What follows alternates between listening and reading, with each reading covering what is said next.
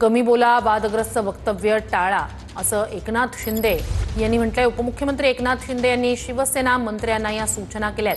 विरोधकांच्या टीकेला दरवेळी उत्तर देण्याची गरज नाही असंही मंत्र्यांना एकनाथ शिंदे यांनी सांगितलंय। तर उपमुख्यमंत्री शिंदे यांनी मंत्र्यांना काय सूचना केलेल्या आहेत? कामाला लागण्याच्या सूचना शिंदेंनी आपल्या मंत्र्यांना केल्या आहेत। कमी बोला आणि वादग्रस्त वक्तव्य टाळा अशा सूचना सुद्धा शिंदेंनी केल्यात। विरोधकांच्या टीकेला नेहमी उत्तर देण्याची गरज नाही, विरोधकांच्या आरोपांना कामातून उत्तर द्या असे आदेशच एकनाथ शिंदे यांनी दिलेत। तर उपमुख्यमंत्री शिंदे यांनी मंत्र्यांना कामाला लागण्याच्या सूचना केल्यात।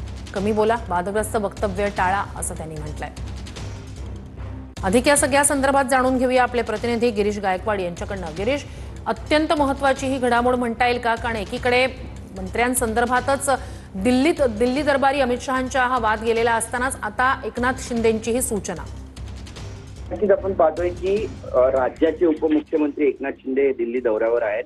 काल त्यांची देशाचे गृहमंत्री अमित शहा यांच्यासोबत सुद्धा भेट झालेली आहे। आणि आपण जर पाहिलं तर गेल्या काही दिवसांपासून ज्या पद्धतीच्या घडामोडी महाराष्ट्राच्या राजकारणामध्ये घडत आहेत आणि त्यासोबतच एकनाथ शिंदे यांच्या पक्षाचे जे मंत्री आहेत, आमदार आहेत, त्यांच्याबाबत बरेचसे कयास लगावले जात आहेत, व्हिडिओज व्हायरल होत आहेत, चर्चा होत आहे की त्यांचे आमदार मारहाण करतात, हार्श बोलतात आणि त्यामुळे आता थेट विरोधकांच्या आरोपाला कामातून उत्तर द्या, कमी बोला, वादग्रस्त वक्तव्य टाळा आणि कामातून उत्तर द्या अशा सूचना ज्या आहेत त्या उपमुख्यमंत्री एकनाथ शिंदेंनी सर्व मंत्र्यांना दिलेल्या आहेत, आमदारांना दिलेल्या आहेत आणि विरोधकांच्या टीकेला दरवेळी उत्तर देण्याची गरज नाहीये असं सुद्धा म्हटलेलं आहे। आपण पाहतो की ज्या पद्धतीनं संजय राऊत वारंवार एकनाथ शिंदे यांच्या पक्षावरती टीका करत असतात, मंत्र्यांवर टीका करत असतात आणि त्याला देखील उत्तर दिलं जातं आणि त्यामुळे आता स्थानिक स्वराज्य संस्थेच्या ज्या निवडणुका लागलेल्या आहेत त्यामध्ये थेट ग्राउंड झिरोवर उतरून काम करा, लोकांच्या ज्या अडीअडचणी आहेत त्या दूर करण्याचा प्रयत्न करा आणि स्थानिक स्वराज्य संस्थेसाठी त्यासोबतच महानगरपालिकेच्या